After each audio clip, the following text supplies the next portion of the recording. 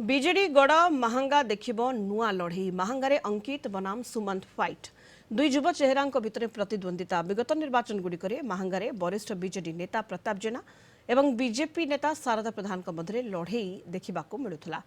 2014 और 2019 निर्वाचन में यह दुई नेता प्रतिद्वंदिता देखी महांगा किंतु 2024 महांगार राजनीतिक चित्रपट बदली दुई युव चेहरा भितर फाइट प्रताप जेना स्थान में पुओ अंकित प्रताप जेना को बीजेडी प्रार्थी करथिबा बेले बीजेपी प्रार्थी करिछि सुमंत घड़ई को राजनीति में नुआ होउछंती सुमंत निकटरे से बीजेपी रे मिसिथिले तेबे महांगा भोटर काहाकू बाछुछंती ताहा समय कहबो।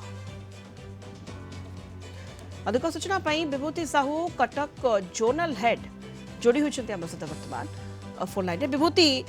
महांगा कथा जदि में देखिबा एठी दुई युव चेहरा नुआ चेहरा अंकित एवं सुमंत का भितर फाइट है तेणु नुआ लड़ी रोचक लड़ी महांगा देखिबा विभूति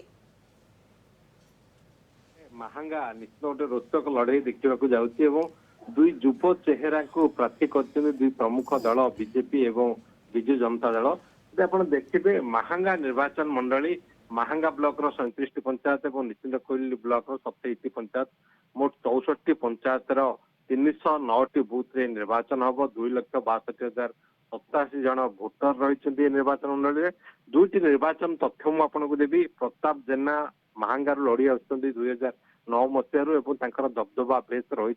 एथर विजु जनता दल पुओ अंकित प्रताप जेना को प्रार्थी कर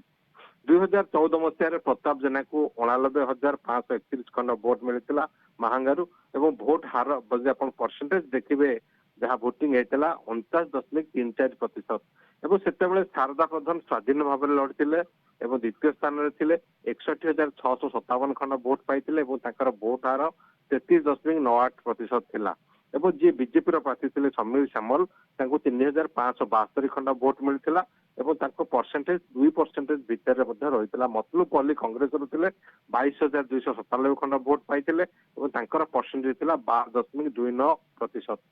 2009 चित्र आप देखु प्रताप जेना भोट 1 लाख ऊर्ध होता 1,06,054 खंड एवं परसेंटेज था 53.13% 49% थिला 2014 एवं 2019 में ताहा बढ़ी 53% को वृद्धि पाइला एवं शारदा प्रधान को बीजेपी प्रार्थी करथिला भोट बढ़ी 76,469 खंड भोट पाई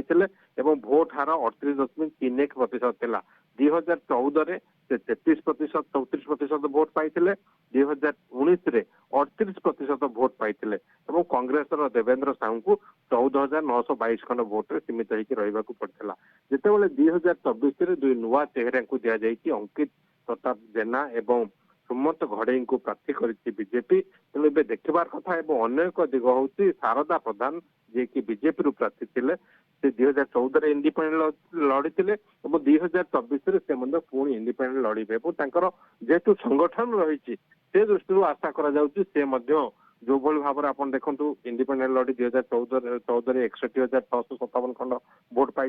बीजेपी टिकट रे 76,469 भोट पाई 2019 से पाखापाखि 70,000 भोट से भोट भोट पकेट भोट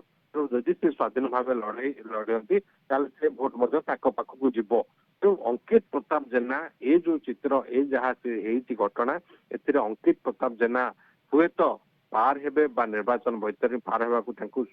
सहायक हो पार किंतु ताहा समय कहबो जे प्रकृत में सुमंत घड़ई बीजेपी प्रार्थी को सहायक होउची ना अंकित प्रताप जेना को सहायक होउची ना जी इंडिपेंडेंट लड़ाई करने बाहर अंटा भिड़ी शारदा प्रधान भोटर बाछुंट एथर भोट देके विधानसभा को छाड़ुंट तेणु ता समय ही कह निर्वाचन भोट गणति पर ही स्पष्ट हम कि जब आप चित्र देखिए प्रताप जेना गोटे बड़ दबदबा रही आसी प्रताप जेना को एथर बीजेडी प्रार्थी करनी स्थान पुओ अंकित प्रताप जेना को प्रार्थी कर विभूति साहू कटक जोनल हेड जोड़ी होते अधिक सूचना दूसरे।